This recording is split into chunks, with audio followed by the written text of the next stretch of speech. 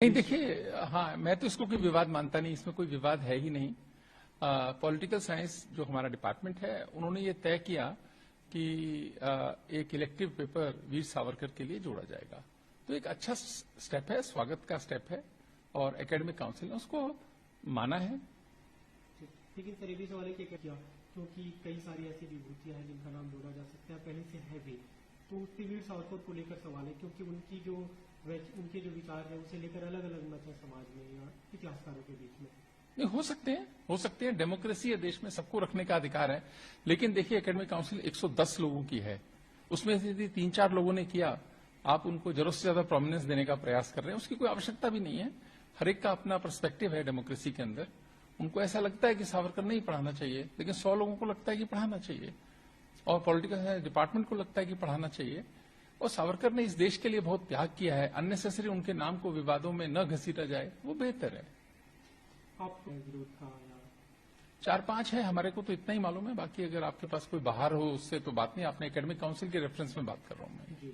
ये प्रश्न political science के जी, पॉलिटिकल साइंस डिपार्टमेंट से एकेडमिक काउंसिल में आया और एकेडमिक काउंसिल ने उस पर विचार करने के बाद उसको पास किया और अब ये तय किया कि चौथे सेमेस्टर के अंदर महात्मा गांधी का एक ऑप्शनल पेपर है, महात्मा गांधी को पढ़ाया जाएगा और छठे सेमेस्टर के अंदर में अंबेडकर जी को पढ़ाया जाएगा, 5वें में अंबेडकर को पढ़ाया जाएगा और उसके बाद में सावरकर को पढ़ाया जाएगा। इस तरह का तय किया गया। सवाल है कि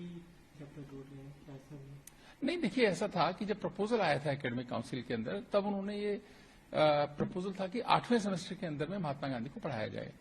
तो उस पर काफी बातचीत हुई, तो बाद में फिर ये निर्णय हुआ है कि महात्मा गांधी को चौथे सेमेस्टर में पढ़ाया जाएगा, अंबेडकर जी को 5वें सेमेस्टर में पढ़ाया जाएगा और छठे सेमेस्टर में सावरकर जी को पढ़ाया जाएगा। ये ऑप्शनल पेपर्स हैं, जो बच्चा पढ़ना चाहेगा वो पढ़ेगा, ये कंपलसरी पेपर्स नहीं है।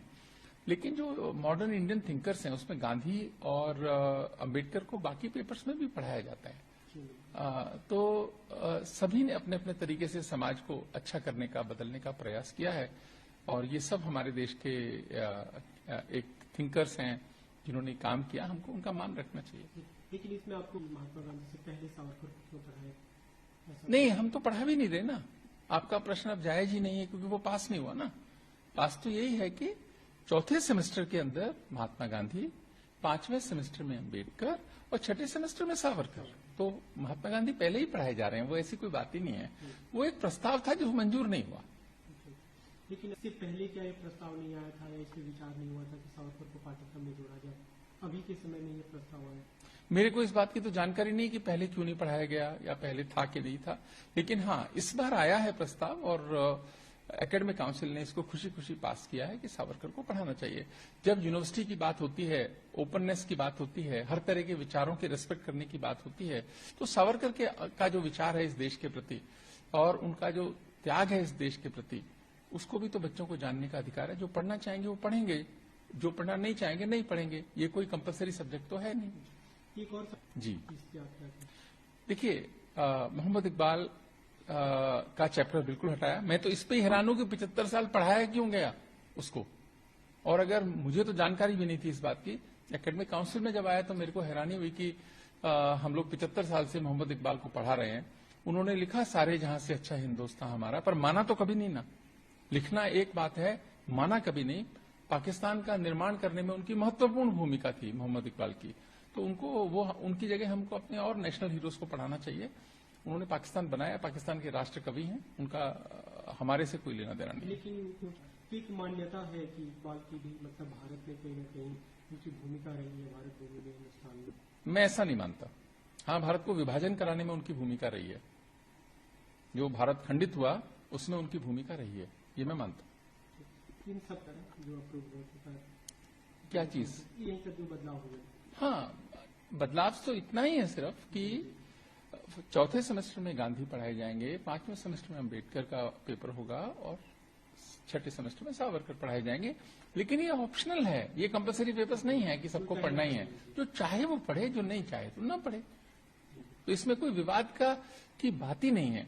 जब हम बात करते हैं ओपननेस की, डेमोक्रेसी की, एक दूसरे के व्यूज को रिस्पेक्ट करने की, तो ये तो नहीं हो सकता ना कि मेरे व्यूज तो मेरे व्यूज, आपके व्यूज आपके व्यूज, मैं मानूंगा नहीं, ऐसा तो होता नहीं ना। डेमोक्रेसी है, तो सबको अपना अपना बात रखने का अधिकार है। तो उसी ओपननेस के कारण से दिल्ली विश्वविद्यालय ने और उसकी एकेडमिक काउंसिल ने तय किया कि हम पढ़ाएंगे। इसमें क्या कुछ और भी बदलाव हुए जो आपने जानकर काउंसिल में? नहीं, काउंसिल में तो बहुत सारे विषय थे, ये तो पॉलिटिकल साइंस से रिलेटेड विषय है जिस पर इतनी चर्चा हुई। बाकी तो बहुत सारे सिलेबस पास हुए, हम नया अभी कोर्सेज नए शुरू कर रहे हैं। हम लोग 3 बीटेक के प्रोग्राम शुरू कर रहे हैं, कंप्यूटर इंजीनियरिंग में, इलेक्ट्रॉनिक्स इंजीनियरिंग में और इलेक्ट्रिकल इंजीनियरिंग के अंदर। 5 साल का हम एक +2 के बाद 5 साल का लॉ प्रोग्राम शुरू कर रहे हैं। एक और कर रहे हैं कि इंटीग्रेटेड टीचर्स एजुकेशन प्रोग्राम हम 2 कॉलेजेस में इस बार शुरू कर रहे हैं। अगले साल यूनिवर्सिटी के CIC में भी उसको शुरू करेंगे। ITEP बोलते हैं उसको, नया एक भारत की सरकार ने एक्सपेरिमेंट किया है, वो भी हम शुरू करने जा रहे हैं। इस तरह कई नए प्रोग्राम्स जो हैं अभी धीरे धीरे शुरू होंगे, वो सबको एकेडमिक काउंसिल ने मंजूर किया। लेकिन जो कहेंगे, क्या जवाब देना चाहेंगे? क्योंकि बाहर से भी कहीं न कहीं राजनीतिक दलों से 2 लोग जुड़े हुए हैं, खासकर जो एकेडमिक से जिनका नाता रहा है, वही से लेकर सवाल उठा रहे हैं कि वीर सावरकर पद को चढ़ा। मैं इसमें क्या कह सकता हूं? देखो, मैं इस यूनिवर्सिटी का वाइस चांसलर हूं और एकेडमिक काउंसिल का जो निर्णय है मैं उसका स्वागत करता हूं, और विश्वविद्यालय के पॉलिटिकल साइंस डिपार्टमेंट ने जो तय किया मैं उस कदम को सही मानता हूं।